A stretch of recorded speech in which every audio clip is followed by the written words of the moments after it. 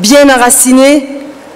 C'est avec tous nos entrepreneurs, et j'ai plaisir à les voir à l'œuvre partout, et encore hier au Grand Salon de l'Industrie de Madagascar, mobilisés à l'occasion du sommet, notamment ces femmes, ces jeunes qui ont de l'énergie à revendre, qui ont une créativité et un dynamisme dont on ne peut se passer.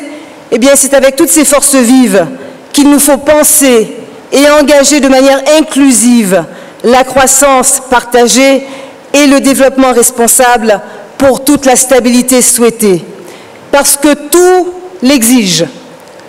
Notre monde est déchiré par des crises et des conflits, par des menaces inédites, par des inégalités toujours plus marquées. La communauté des nations le reconnaît. Et la francophonie s'est fortement mobilisée dans toutes les grandes conférences de l'agenda 2030 pour un développement humain et économique équitable et durable. Notre planète est chaque jour un peu plus menacée par nos excès irresponsables et nos pratiques irrespectueuses des générations qui suivront. La communauté des nations le reconnaît. Et la francophonie s'est là encore fortement mobilisée à la conférence de Paris sur le climat comme à celle de Marrakech. Tandis que l'on peine à rattraper tous les retards et les décennies perdues éclatent désormais sous nos yeux de la manière la plus violente, la plus dramatique, la plus déstabilisante qui soit, les conséquences d'années d'égoïsme, d'indécision ou d'inaction. La communauté des nations est désormais bien obligée de le reconnaître. Tout l'exige, car ils sont des dizaines de millions de femmes, d'hommes, de jeunes et d'enfants à fuir des conflits qui frappent d'abord les populations civiles, à fuir des exactions de toutes sortes, l'insécurité et la terreur, à fuir la pauvreté extrême et son cortège de calamités, à fuir des sols qui ne produisent plus, des déserts qui s'étendent, des cours d'eau asséchés, des rives qui disparaissent.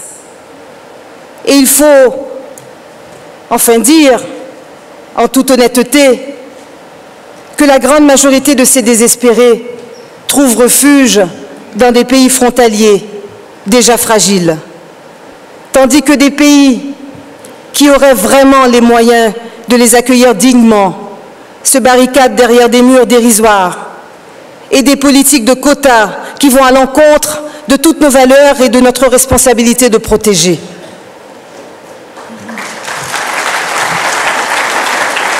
Ils sont aussi des dizaines de millions de jeunes à affronter le chômage et même lorsqu'ils ont un emploi, à vivre sous le seuil de la pauvreté.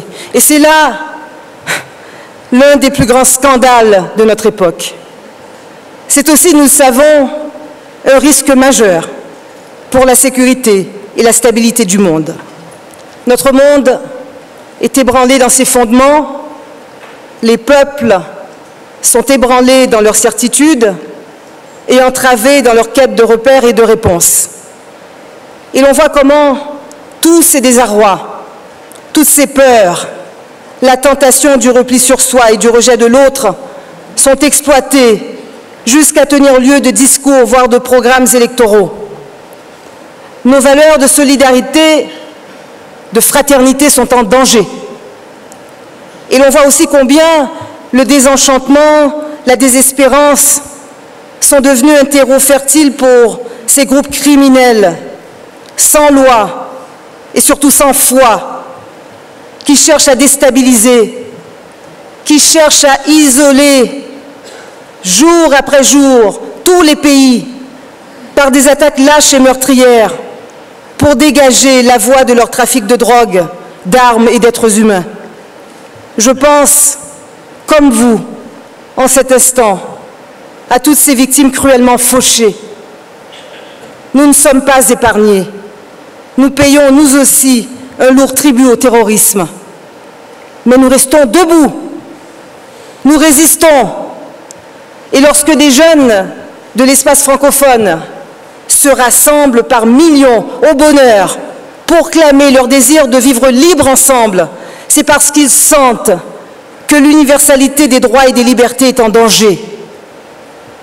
Excellences, Messieurs les chefs d'État et de gouvernement, la francophonie est bien au cœur de toutes ces menaces, de tous ces défis, de toutes ces urgences. Et au sommet de Dakar en novembre 2014, vous en avez tiré les conséquences.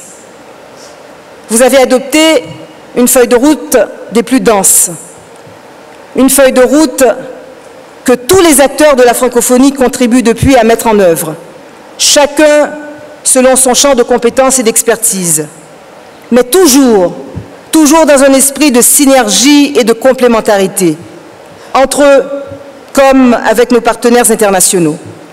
Et je tiens à saluer ici les équipes de l'OIF à Paris et dans ses représentations permanentes à New York, Genève, Bruxelles, Addis Abeba, comme dans ses bureaux régionaux à Port-au-Prince, Lomé, Libreville, Hanoï, Madagascar, Bucarest, avec aussi son Institut pour le développement durable à Québec et celui tout récent pour l'éducation et la formation à Dakar. Je veux saluer le travail de notre Assemblée parlementaire de la francophonie, de l'Agence universitaire de la francophonie, de l'Association internationale des maires francophones, de l'Université Senghor d'Alexandrie, de TV5 Monde et de nos conférences des ministres de l'Éducation, de la Jeunesse et des Sports. Avec la mise en œuvre de la stratégie économique, nous avons ressenti encore plus la nécessité de rassembler les ministres du Commerce et des Finances. Alors, nous mobilisons partout le secteur privé, les acteurs économiques, les entrepreneurs. La francophonie des peuples trouve toute sa vigueur aussi dans l'engagement de très nombreuses organisations internationales non gouvernementales et de la société civile qui répondent avec tellement d'enthousiasme. La francophonie, enfin, s'appuie solidement sur ses réseaux institutionnels, sur ses réseaux professionnels et d'experts, ses réseaux de femmes et de jeunes. Alors je dirais que de savoir-faire croisé pour traduire cette feuille de route en action. Autant d'acteurs de construction massive pour la paix et la stabilité, pour la promotion d'une culture démocratique intériorisée, pour la consolidation de l'état de droit, pour le plein respect des droits et des libertés, pour l'accès de toutes et de tous à une éducation et à une formation de qualité, pour la création d'emplois décents et pérennes, pour une croissance partagée, un développement responsable. C'est tout ça la francophonie, qu'on ne nous demande pas à quoi nous servons ni ce que nous sommes. Voilà tout ce que nous faisons.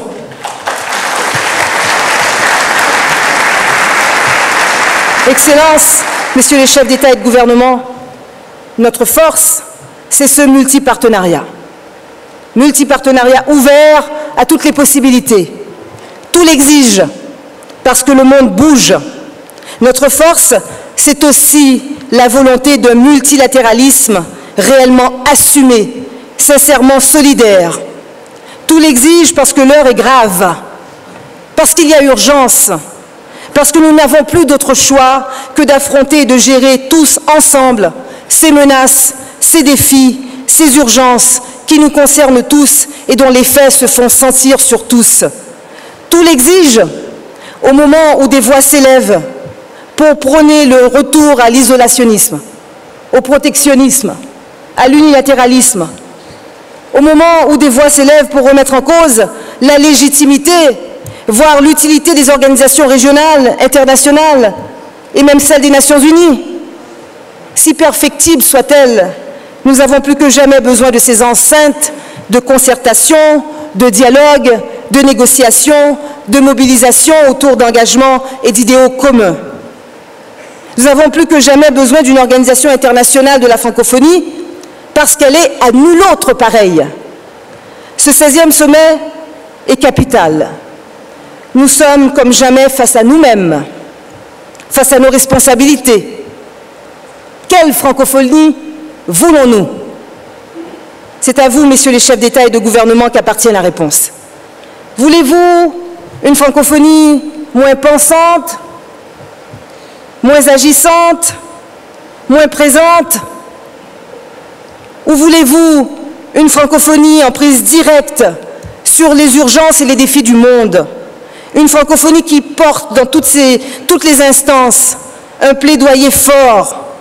Une francophonie qui agit au quotidien et au plus près du terrain et des populations.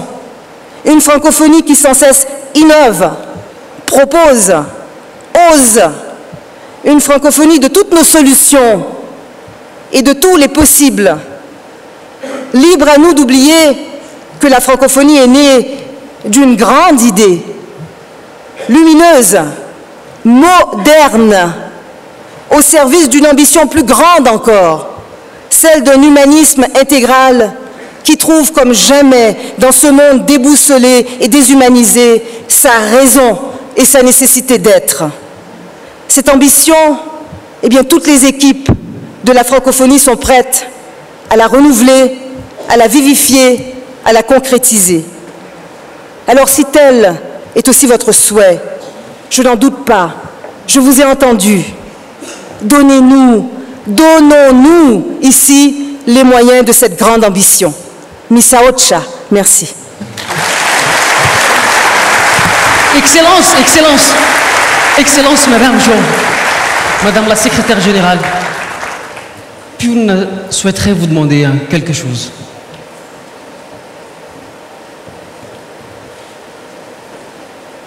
Elle demande si vous pourriez nous rejoindre sur le plateau, s'il vous plaît. Alors, musique.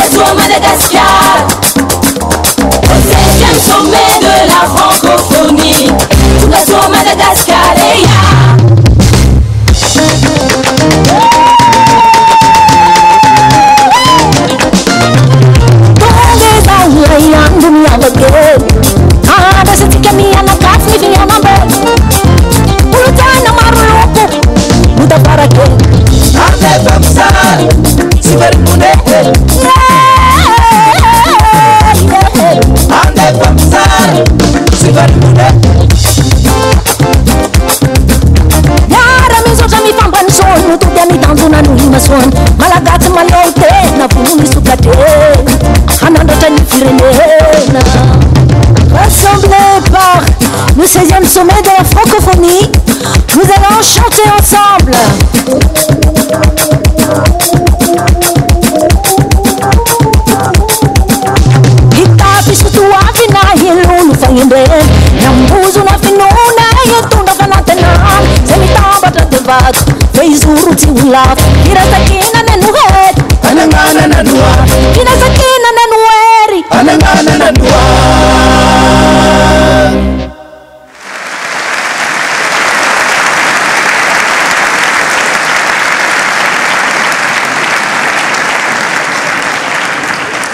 Mesdames et messieurs, nous voici arrivés au terme.